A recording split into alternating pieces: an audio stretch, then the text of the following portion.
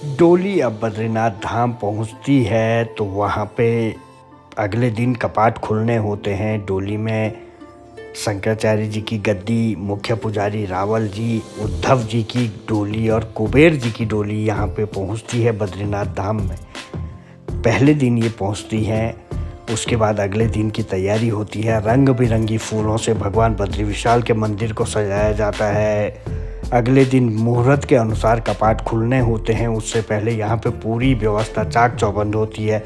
ये ऐसा नज़ारा होता है, देवताओं के हाथ से ये मनुष्यों के हाथ पे भगवान बद्री विशाल की पूजा आ रही होती है। जैसा हम लोगों का कपाट बंद में हम लोगों को यहाँ पे एकदम रोना आता है, क्योंकि भगवान बद्री विशाल 6 महीने के लिए हम लोगों से दूर जाते हैं। वहीं 6 महीने बाद जब हम कपाट खुलने में बद्रीनाथ धाम पहुँचते हैं तो एक अद्भुत अनुभव होता है, एहसास अलग सी होती है, गुड वाइब्स आती है यहाँ पे।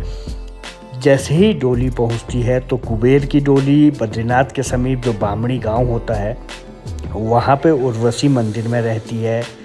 उद्धव जी की जो डोली होती है वो मुख्य पुजारी रावल जी के निवास स्थान पे जाती है। रावल जी जब अपने साथ उसे लेके चलते हैं और अगले दिन जब कपाट खुलते हैं तो सुबह सबसे पहले भगवान बद्री विशाल के मुख्य द्वार को खोला जाता है, जो सिंह द्वार के अंदर है। गर्भगृह के द्वार को खोला जाता है और वहाँ पे श्रद्धालुओं को, हर किसी को सबसे पहले जो दर्शन होते हैं वो अखंड ज्योति के दर्शन होते हैं। वहाँ पे जो पिछले 6 महीने से जो दिया जलता है, जो दीपक जलता है, उसको अखंड ज्योति के दर्शन कहते हैं। उस दिन के दर्शन मुख्यतः वही होते हैं।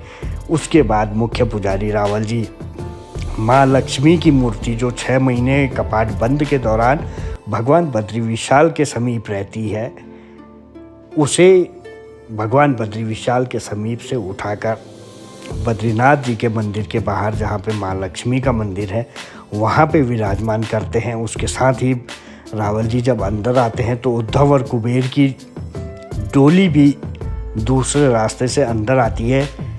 अब आप कह रहे होंगे कि लक्ष्मी जी और उद्धव और कुबेर, जब उद्धव और कुबेर भगवान बद्री विशाल के समीप रहते हैं तो माँ लक्ष्मी वहाँ पे नहीं रह सकती है, और जब कपाट बंद होते हैं तो पहले उद्धव और कुबेर मंदिर से बाहर निकल जाते हैं, फिर माँ लक्ष्मी वहाँ पे विराजमान होती है। ऐसा इसलिए होता है क्योंकि बद्री विशाल के जो बड़े भाई हैं वो उद्धव हैं। जब तक उद्धव जी मंदिर में रहेंगे तब तक माँ लक्ष्मी वहाँ नहीं रह सकती है। पहाड़ों में एक कहानी है कि जब बड़ा भाई, मतलब पति का बड़ा भाई जेठ कहते हैं, जेठ जब तक होता है तब तक छोटे भाई की पत्नी उनके सामने नहीं आती है। वही परंपरा भगवान बद्री विशाल के धाम में आज भी चल रही है, क्योंकि ये सतयुग का धाम है और इस समय कलयुग चल रहा है। आज भी उसी तरह से चल रही है ये सारी कहानियाँ। तो जैसे ही उद्धव, माँ लक्ष्मी बाहर जाती हैं, उद्धव और कुबेर भगवान बद्री विशाल के साथ विराजमान होते हैं।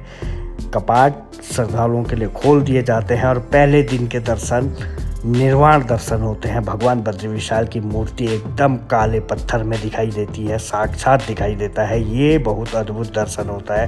पहले दिन की जो मुख्य दर्शन होते हैं वो निर्वाण दर्शन और अखंड ज्योति के दर्शन यहाँ पे होते हैं।